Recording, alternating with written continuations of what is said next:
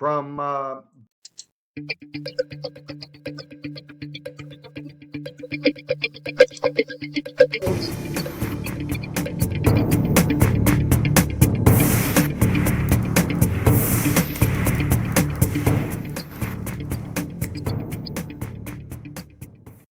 Okay, I'm going to go through this just a little bit here. This is RJP episode 51, where he's speaking about Angela Rickles, which I've got videos up about Mary Rickles and the Darlene Potter thing.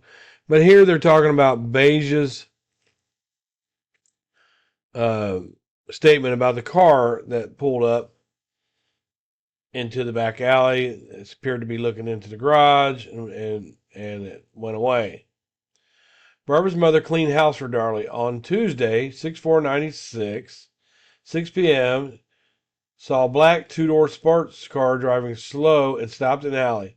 Subjects in the vehicle, dark complexion. Actually, Helena said to Basia, "What are black men doing in this neighborhood?" So they were described as black men. Here it says dark complexion. Basia got onto her mother about why would you say that? So this might be why it's changed to dark complexion. Vehicle drives away when she went into garage. Garage door up. 6/5/96 Wednesday. Barbara went to pick her mother up at Darlie's. As they were leaving, they saw a black sports car pass them. Barbara's mother said it was the same car she saw Tuesday. No other description than it had bad paint on the vehicle. No other description than it had bad paint on the vehicle, short trunk area. Barbara did not know any problems between Darren and Darlie. Stated Darlie had been approached by a man at the grocery store. He followed her to car. Barbara and Darlie is stared at, approached by men, a lot by men. I don't get that. But here we go. Let's hear what they have to say. Barbara Jovell, which knew Darlie and Darren very, very well. And her mother actually did a little bit of housework at the Routier's house for a very short period of time. And this is another lead sheet, supposedly investigated. I'm not going to hold my breath on that. But anyway, Bonnie, if you could go ahead and read this for us, that would be. Well, Rich, what were they supposed to investigate? Were they supposed to stop everybody that has a sports car with bad paint on it? What could they investigate out of this? You tell me. Where do they go from here? Be perfect. That'd be wonderful. Barbara's mother cleaned house for Darlie. On Tuesday, 6/4/96, 6 p.m., saw a black two-door sports car driving slow and stopped in alley. Subjects in vehicle, dark complexion. Vehicle drives away when she went into garage door up. 6/5/96 Wednesday. Barbara went to pick her mother up at Darlie's. As they were leaving, a black sports car passed them. Barbara's mother said it was the same car that she saw on Tuesday. No other description other than bad paint on vehicle and short trunk area.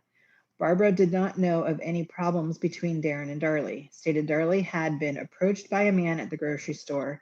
He followed her to the car. Barbara said Darlie is stared at and approached a lot by men. Okay, so what are they supposed to investigate on this? Rich says, I don't even believe they investigated. Where are they supposed to go just based on this? Tell me. You need to put that out there. They should have stopped all these cars. They should have stopped all dark complected man. No, she said that he was a black man.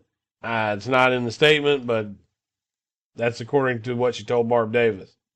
So where are they supposed to go from here to do their investigating? Tell me. Do do do do do do do. Do, do, do, do, do, do, do, do. What is? There is nowhere to investigate for $2,000.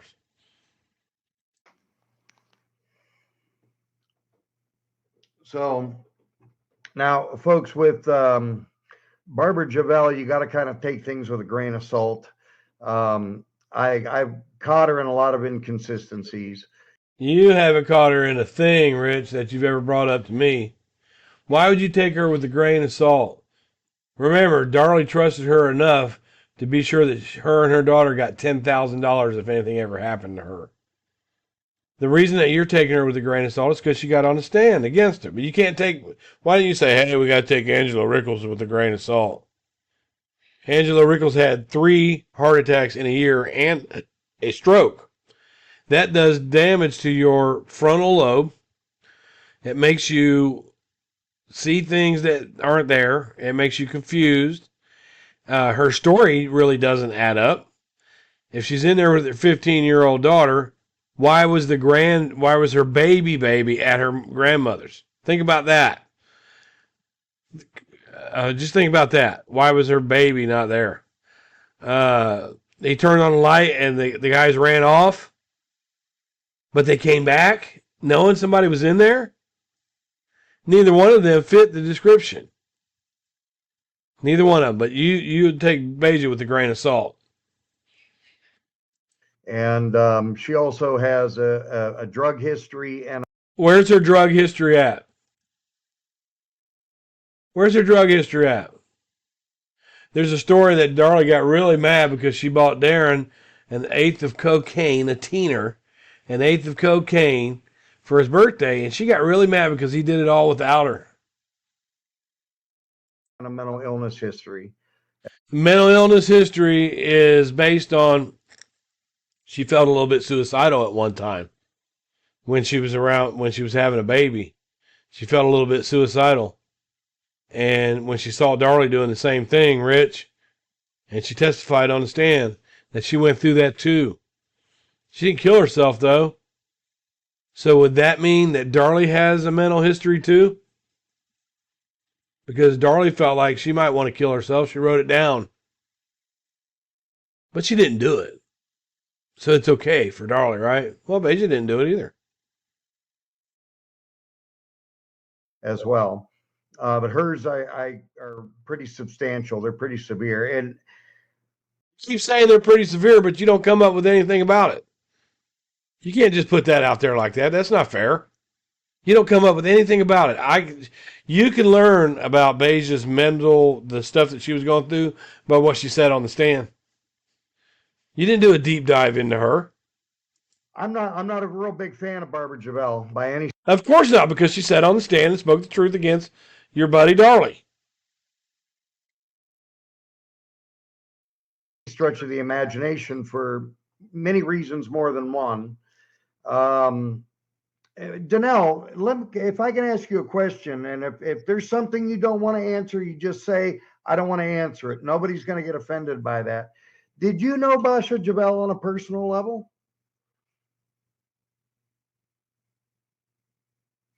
Yes, I did. Sorry, my mic was muted. I did know Basia. We spent quite a bit of time with Basia, and I spent a lot of time with her daughter, too.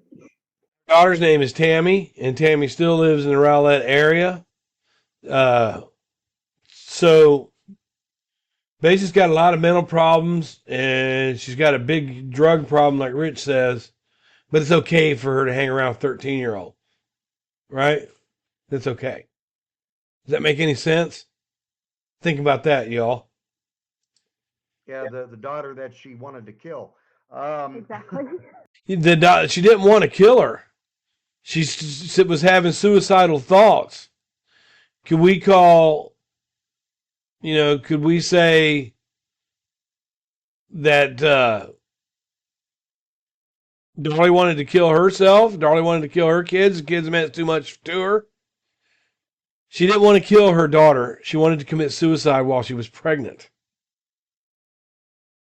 The one she wanted to kill. I got that. That's for a different episode. Anyway, when he goes, and he always says many things, many things, many things. The one she wanted to kill, you just put it out there and just go on about it and say it's about it. Why don't you talk about it? And I know your sister, I know Darren. I mean, they really tried going out of their way to help her.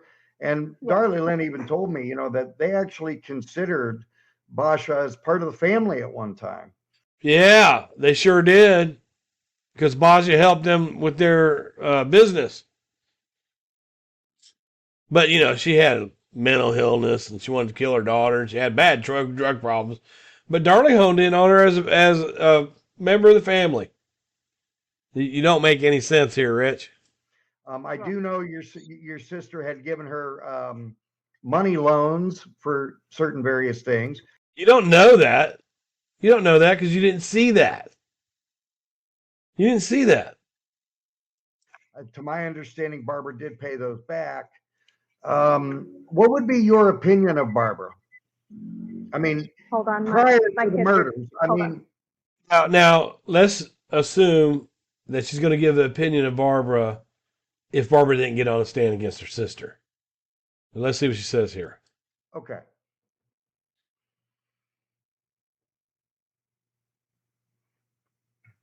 My kids are riding a four-wheeler and they just had to drive by real fast. No, he does not need to be on that four-wheeler. No, no.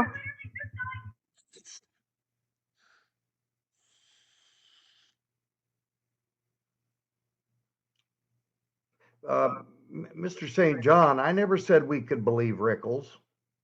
I never said anything like that. Oh, you're not saying that you're Rich in the chat. He's asking me. You don't say, well, I take her with a grain of salt because she had a drug problem and she had all this and many this and that. You don't say that against Rickles.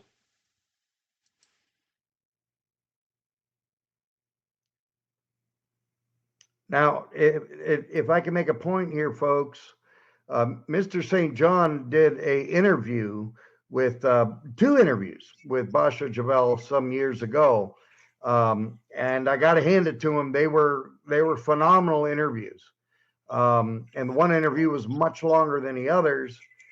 On one interview, Basia Jovell said that Darlie did it, no question about it, to her that she did it.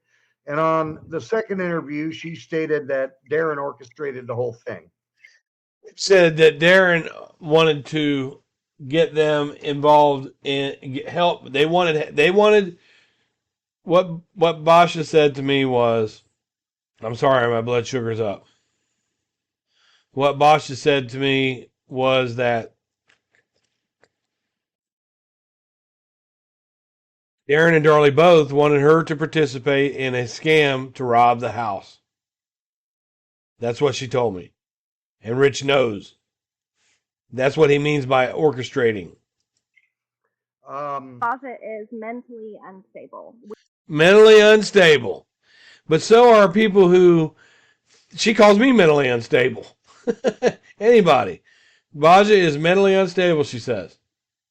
But you knew her very well, and she was able to take care of the kids, and Darlie's leaving her $10,000, and she's there to hold Drake while silly string is being sprayed all over Devin and Damon.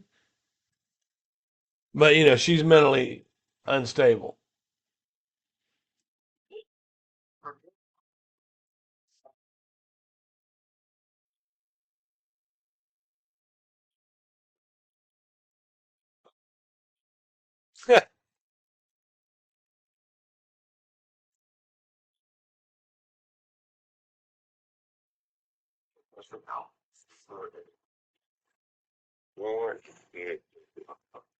That's because they're having a shitload of snow. Asia is mentally unstable. We know without a doubt that she was certifiably mentally ill. She said that about me. She says that about Pam. She says that about anybody. If she's mentally ill and Darlie was such a good mom, then why did she keep her the fuck away from her kids? Think about that. We also know that Basia was starting to develop some very deep-seated jealousy towards Darlie. Where did you see this at? You're gonna say this because she said on the stand. The jealousy didn't show up until the silly string party because nobody. She's jealous of me. But here, will you handle my kid while I spray silly string? Will you hold my kid while I do an interview with the news and tell them that gossip is the most evil thing in the world? Because you're mentally ill and I need you to hold my baby. Darlie wasn't having to work as hard as Basia was, and Basia wasn't getting paid enough according to her. and Darren was spoiling Darlie, is what she continuously said. She continuously said that, and she's talking shit about Darlie. Then why didn't you guys just cut her off from your family? Why was she there to hold Drake's arms up? In the silly string video, you'll see Drake having his arms held up while they still. That's Basia. And I think that boils down to she's working hard and not getting paid what she wants, and she sees Darlie living this beautiful lifestyle and taking care of boys and, you know, doing basically what every stay-at-home mom wants to do. And Basia's having to hustle to work. So she was very jealous and very, I don't know, envious of what Darlie had going on. That doesn't make any sense, and there's no factual. That's an opinion. She loved Devin and Damon. She cried through that video. She cried all through them videos talking about them babies. She loved them. And she may have been angry at Darlie for not tending to them. Like there were other neighbors that said, well, as long as those kids weren't around Darlie, she seemed to be fine. That's ridiculous, Danelle. And Danielle.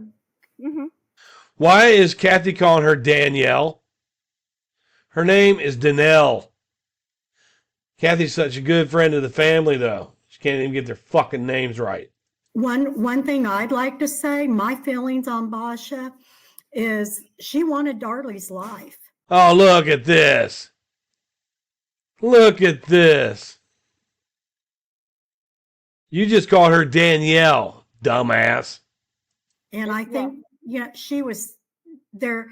There's a part in the back of her mind that. Now, before these interviews came out, before I put any of these interviews out, because the supporters were pissed off when these interviews came out. They didn't talk about Basia this way. You never once heard them say that, oh, she was jealous. No, they're pissed off because she was on the stand. You know, she was, you could obviously tell in the transcripts that she was jealous of Darlie. And some of the 100%. Stuff that she said, she just answered the questions from the prosecutor. Well, how would those prosecutors know to ask her those questions? Well, see, that tells me that she did hear my interview. And I'm typing in the chat over there. She loved those boys. Had she not opened up to him before? Oh, without a doubt. And just like the pawn shop people, how would they have known the prosecutors to what questions to ask had they not opened up and said something? Okay, there's absolutely nothing wrong, and it's protocol in just about any case that the prosecution met with me on my son's case. It said, well, if we put you up, this is what we're going to talk about. We're going to talk about this, that, and that. And we want you to be prepared for it. That's protocol. Just like the defense has the chance to sit down with Darlie and say, okay, we're going to talk about this. We're going to do this. We're going to do that. I mean, come on, man. You called her Danielle, dumbass. I got a whole lot to say on that pawn shop person, and we can save that for another day. But same with Basia. You get so much to say on that pawn shop person that didn't know that. Yeah, that pawn shop person was just somebody that worked at the store. I bet you got a whole lot to say about them because they spoke out against your sister. You got a whole lot to say about anybody who speaks out against your sister. You left this big old post over there about how I was stalking you and how you had to call the police. You know, I called down there. Nobody made a report. There was no report. I called down there and said, hey, if you guys want to talk to me, here's my name, my address. And they looked and there was no report. Not at all. And that's what I did last time when your mom did the same shit. Called down there and said, this is who I am. And the cop called me back from Kaufman County. And I said, no, this is an argument over the Darlie Routier case. It's an online argument. That's all it is. And he said, Darlie Routier? What in the blue hell? He thought I was a supporter. I said, no, I don't support Darlie. I don't support her. Then he started calling me sir and shit. Get the fuck out of here with this shit. It is just, those are her opinions. You could tell she was salty already about Darlie. I think that from what we understand, the cops were at her house almost every day. Cops are at your mom's house. The cops are at your mom's house because you guys beating on each other. Wasn't they, Danelle? Trying to get information from her that would lead them in the direction they wanted to go. They were looking for supporting information to show that Darlie was capable of this kind of a crime. And who else would you get that from other than, an ex-lover or a unbefriended friend? Same reason why the other Basia was not unbefriended. Basia was not unbefriended. No, she wasn't. No, no, no, no, no, no. Unless she unfriended her right after the Silly String video. Elena or whatever her name was, same thing. Yeah, Her and Elena. Darlie had a falling out. That's why they got a bad opinion from her, because they had a Right. falling out. Where was this falling out at, though? Was it after the Silly String party? And It's just Basha very loved those boys, but she didn't expect those boys to be downstairs with Darlie. Well, yeah. That has nothing to do with it, Kathy. There's several things, and like I said, I mean that those two interviews were very interesting listens to, and I do believe, with all sincerity, and I told Darlie Key this, I told Darlie Lynn this, I truly believe that Basia Jovell did love those little boys. I truly believe that she did. In the only way she is capable of loving somebody. I don't think Basia is truly capable of loving anybody beyond her own physical Oh, listen to you, you fucking retard. That's ridiculous, Danelle. body. She is only capable of loving somebody on a superficial level. Oh, what does superficial mean, Danelle? What direction was her love going? Does superficial mean a small amount? Not serious? You just used that word. Duh. I think that goes to speak to her mental illness. And What? Because you feel like she's not capable of loving anybody? She cried her eyes out the whole time I was talking to her. you could be absolutely correct. Now, I've never had the opportunity to talk to her. I was about to, and the Innocence Project asked me not to at this point. They told me this.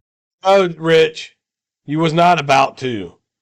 After she did those interviews with me, the supporters attacked her left and right.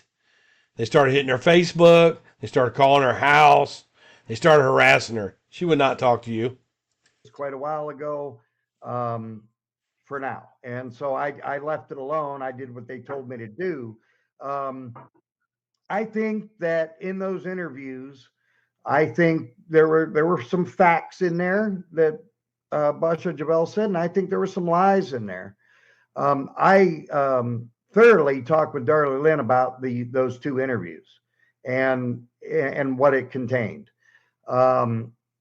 I know for what I'm going to tell you what really I think chapped her ass more than anything was when Basia Jovell said that she seen Damon in the backyard playing with a stick, and because Darlie and Darren were arguing. Basia told me that, right? Just imagine this. She said that they had been fighting all week long, right? A lot of times when kids are, there's been times me and my wife got in screaming matches and the kids don't want nothing to do with it. She kind of slipped out, went into the backyard, and went up to Damon. Hey, what's going on? What's the matter? Because he looked sad, and he had asked if he could spend the night at Basia's house, and she had asked why, and she said because mommy's being mean again. And I told, she said because mommy's being mean to me, not again. Darlie Lynn about that. She said that is an absolute lie. Not at any time during that evening, Basia Jovell left the inside of the house until she left with her mother. Said that is absolutely not true. It's absolutely ridiculous. And I'll give credit to that. I would give a little bit of credit to that. There's one point where Basia says that Darlie offered her a beer and she drank some of the beer and they were arguing and she kind of left. She didn't say that anywhere else. I said, well, And could it have happened Damon on a would different? Damon would have never, under any circumstances, asked to spend the night at Basia's house. He was very much a mama's boy and was never far from her reach. And there was never any indication, like even spending the night at our house, at his grandma's house. Like there would be times where he would be like, no, I want to go back home with mommy. Like that. He was more of a homebody, and he. Hold that thought. Let's hear from Darlie herself. Time has passed so quickly since my last entrance into my journal. Damon has been with his grandmother all week and will be returning home this weekend. I can't wait to see him. I have really enjoyed the time with Devin. What was you saying again, Danelle? That he didn't want to stay at his grandma's? All week. Loved his mommy, and that's where he wanted to be. Wherever mommy was is where he was at. Yeah, I've had other people tell me that. One of them being Annie here, because Annie knew the boys. She claims to know them boys. I wonder if Danelle's ever met her. They were two complete different children. However, from what I understand, Damon always wanted to be like Devin. That was my taking of it. Yes, I agree with that. Okay. So but one thing that really caught me on the interviews that I'm referring to, the two interviews, especially the first interview, the long interview, how I wish this interview was still available. Like I said, I think I drove Bonnie insane with it because I probably watched it 200 times. Just to see if I could catch anything new on the next time I watched it. You'd be surprised what you can pick up on when you do that.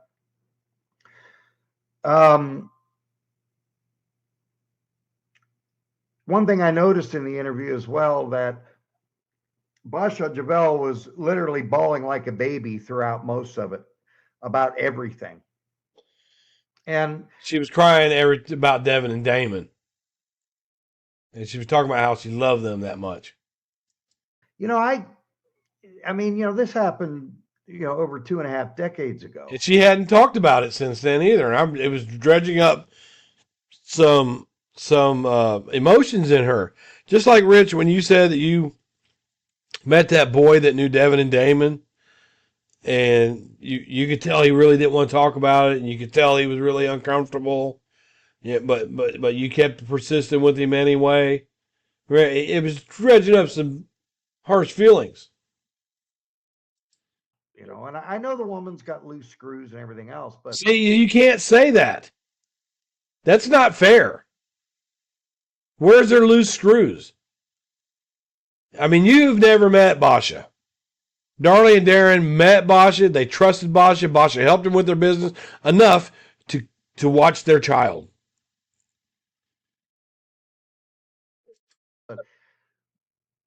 It just seemed a little odd to me how, she had also said in the interview that she had to do 10 years of therapy after this because of what happened to those boys. It's what she said. She said she went to therapy after that. I don't know if she said 10 years, but I have a clip on. I'm going to have to go back and get it and fix it. Jack Colby, the paramedic who tended to Damon, who saw that Damon light went out in his eyes and picked him up and rushed him carried him out to the ambulance. He lost his career over this. He was in counseling for the longest time over this. They did not want him back treating people. He lost his career over it. Said guilt. Perhaps. I don't know. Nah, nope. She was just crazy. She was crazy as crazy can be. She's the definite. Yeah, she was so crazy that Darlie said, "Here, could you hold my son while I spray silly string on my two dead son's grave?" Of crazy. Well, I have some of her psychiatric records and her criminal records. I mean, she has problems. That much is very, very clear. Never put them up. And we have to remember that there's two Barbara Jovells. One is in New Hampshire. The other is in Indiana now. The one in New Hampshire does have an extensive criminal record. But that's not the same Barbara Jovell, Rich. Challenge me on it. Yes. But it was still a good interview with some of the stuff she said. Many of the things that she stated that I had asked Darlie Lynn about, Darlie Lynn said it's just simply not so. It's not how it happened on almost everything. And she said some of it, Darlie Lynn said she didn't recall, but as far as when she had stated that Basia was bringing 8 balls over there to the house and wanting to have threesomes with Basia, Darlie Lynn said that is absolutely ridiculous. She never said that. She never said that during an interview that they wanted to have threesomes. Never did Basia say she was bringing cocaine over there. She never said that, Rich. Never. said nothing like that ever had been brought to her attention from Basia or Darren about having sexual threesomes with cocaine 8 balls. She said that is absolutely ridiculous. Now, many people said that Darlie Lynn did do a lot of cocaine. Darlie Lynn told me she never did cocaine. Let me Cocaine goes out of your system very quickly. just point out some evidence. When Darlie Lynn had a drug screen taken at Baylor University Hospital, her drug screen was clean across the board. This means she wasn't high that day. Cocaine leaves your system quickly, especially if they check the urine. Let me show you. Now, when they do a drug screen at the hospital, it's usually urine. They don't want to cut your hair. But I know for a fact, because I've used it before. I know for a fact that cocaine leaves your system fairly quickly. And here, just from a quick Google search, I'm sorry, my mind isn't there right now because my sugar's up. In blood for a few hours to a day or two. In urine for up to 3 days or longer for chronic users. In saliva for 2 or 3 days. In hair follicles for up to 90 days. So nobody said that Darlie was a heavy user. But somebody in that house was using, because they found some upstairs. And I do believe that there was a story about that Barb Davis wrote. So I just went through her book again. And I was going to present the whole thing on YouTube, but I'm waiting to hear back from Onyx Publishing to be sure I have the copyright so I don't get my channel taken down. And if they tell me no, I'm just going to put it up on Rumble. You guys aren't going to believe the shit Barb Davis had to say if you don't know her book. But cocaine doesn't stay in your system that long, Rich. Marijuana, cocaine, the whole ball of wax. So she couldn't have been doing that many drugs prior to the murders. Would have showed up on a drug screen. No. If it was a couple days before, when did they give it to her? When did they give her the test? She might not have been high that night. I don't think she was. But that doesn't mean she's never done it, Rich. But I wouldn't call her a cocaine user. That's one of the things that yuppies, and that's exactly what Darren and Darlie were. They were yuppies, young, rich people. That's one of the things that goes hand in hand with that. I want to point that one out. I mean, Basia is not an attractive woman. I mean, who the hell would want to do a threesome with her? I'm sorry, no offense, but if you're going to do a threesome, you want to pick attractive people. All right. All right, now here is something that Okay, I'm just going to leave that alone. 35 minutes is enough on that. But you can see the hatred that Danelle has for Basia because Basia got on the stand. But they didn't have that hatred. You didn't see any of that hatred during the silly string party. You didn't see it. Wasn't there. Barbara Davis wrote that Mama Darlie will vilify anyone who says Darlie isn't innocent. And she said that in 1999. And today, it's been passed along to her youngest daughter. Justice for Devin and Damon.